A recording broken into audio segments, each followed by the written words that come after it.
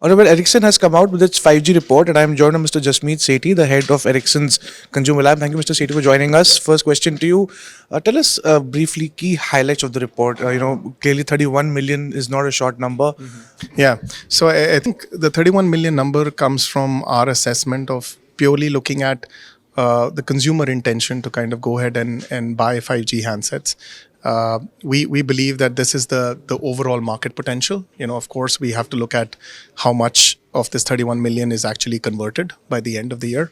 But we know we are moving into a festive season. So this is also an opportunity to kind of uplift the smartphone sales as well. So I'm confident that we will be close, if not far, to that number. So that's really happening. And then I think the other key insights that we've seen from the report is the fact that, something that surprised me the most was the fact that the Indian smartphone users are extremely advanced and extremely data hungry. They're spending 2 hours more per week on demanding applications, whether that is high definition video, 4K streaming, esports, mobile gaming. And this is in comparison to markets that have had 5G for the past 3-4 years. So if you look at US, Taiwan, South Korea, and so forth. And the eventual result is, of course, data consumption, where we see that 5G users today are almost consuming 1.5 to 2 times more data in comparison to 4G. So that's interesting. And then when we talk about the network experience, we are seeing there is that 5G is uplifting the consumer satisfaction by 30%. So 5G is covering up some of the deficiencies that we have seen with 4G in congested locations and so forth. So that's again a sort of big positive. And then when we think about what's going to happen next with 5G in terms of monetization, we see that there is a consumer willingness to pay for use cases. We also see that there could be new models that could come in as far as monetization is concerned. There are other models that we have seen from other global markets like speed tiering or differentiated quality of service that some of the other global operators are now kind of exploring. And that could be opportunities for service providers in India. Also, I'd like to ask you when it comes to purchasing of smartphones which are 5G enabled. India has a good amount of 4G smartphones currently in the hands of our youth and people who are willing to adopt the earlier technology. How about 5G smartphones? Are you seeing any price trend towards buying of 5G smartphones? If yes, then what could be the number there? Yeah. So we've seen among the users who are saying that they would like to buy a 5G handset, almost half of them want to buy a 5G handset less than 20,000 rupees. So this again talks about this affordability aspect. And now we are starting to see devices that are coming in with less than 10,000 rupees. There are some handset OEMs that have promised that we will see those devices coming in. So that's extremely positive in a way. So we think that, this with more economies of scale, more vendors, more handset OEMs that are there in the market, we will see a potential, for consumers to kind of go ahead and adopt these 5G handsets. And affordability in the long run might not be that big a challenge if we have handset OEMs already looking at sub 10,000 rupee. So, are you saying that if a 6G technology does come into effect, for 5G technology does come into effect through the OEMs and the network providers, as of now we are seeing a lot of freebies and free services given out to ensure to attract more users for 5G technology. So, are you saying that if it goes through, if actually the telecom providers start asking for a premium for it, Indians would be willing to pay for it? Yeah, I don't see that there is going to be a slowdown. I see that the Indian market has a lot of tech early adopters who have been waiting to get better connectivity, and we can all correlate to the 4G experience that all of us have in demanding locations. I think we've been waiting for this time to get better connectivity and speeds. I think we are getting that with speeds which are almost 25 times higher than 4G. Yes, 5G today is being rolled out for free, and that of course has lower expectations.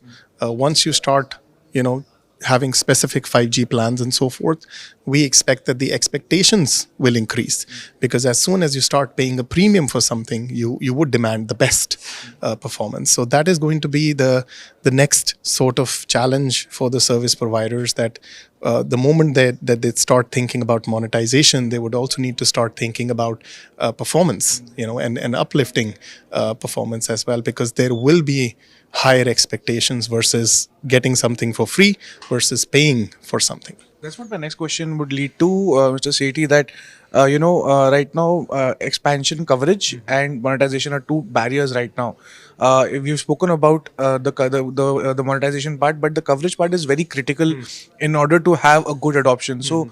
Currently, we are seeing a lot of parts in India not even having a 3G service, forget 4G. So, how do you think the OEMs should work in the tandem so that if 5G comes over, 4G automatically comes into effect, and that issue of the network gets solved? Yeah. So I think we need to be cognizant of the fact that it has taken us almost a decade to reach where we are with 4G, right? And to all due credit to the service providers, I think in a matter of 10 months we have covered massive parts of India. We are, the first phase has concentrated on where the consumers are. Where are those users with 5G handsets? So once that is now covered, the next phase is about expansion. And I think that is going to happen in the coming months or years, that we will see perception of 5G availability kind of improving and coverage kind of expanding, and that is what we hear from the service providers as well, that they do have an ambition of kind of rolling out 5G and coverage in these locations. So I think this will take the same course as what we have seen in other global markets. The only difference here being that India has had a fast track, and that is not something that we have seen with some other markets. It's been a gradual sort of a rollout, but in just a matter of 10 months, we have seen this massive rollout, which is a mammoth task, and it is a very challenging task as well. But we have a great start right now.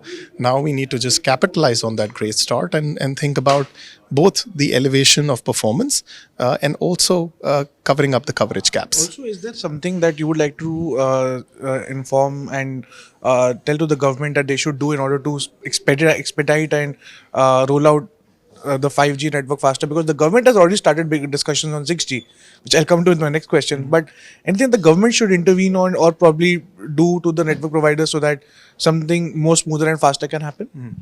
No, I think the government has taken the right steps, I think, in terms of encouraging and setting up those targets in front of the service providers to have coverage kind of rolled out.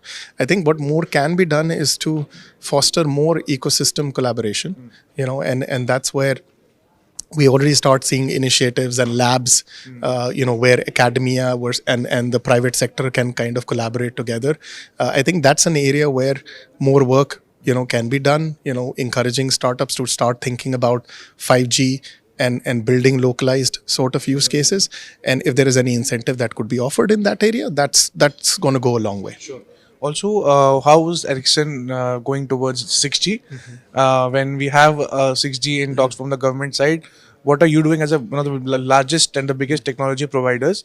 How is 6G looking to you? And in the area of 5G, what is Ericsson doing? Yeah, no, I think the work with every new generation of technology starts 10 years ahead, right? So, as you know, the work with 6G and the research with 6G has already started, and India is, of course, a very important market in this direction. And of course, there are already initiatives in place in terms of working with academia and of course the ecosystem out here to collectively think about what is the next network that we need to build. What do we really need to offer from a 6G perspective? But I think the next few years is all going to be about 5G. The focus will be about how can we really think about monetization, as you rightly put.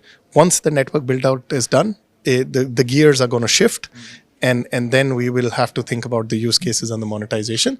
And that sets a great foundation to understand and build for the future, to look at what's working, what's not working, what gaps do we need to really fulfill with the next generation of technology. But at the global front, that work has already started within Ericsson and Ericsson Research. All right, well, we'll wait keenly for the next announcement from the 6G perspective. Mr. Sethi, thank you so much for joining us. If you like the video, do like, comment, share and subscribe.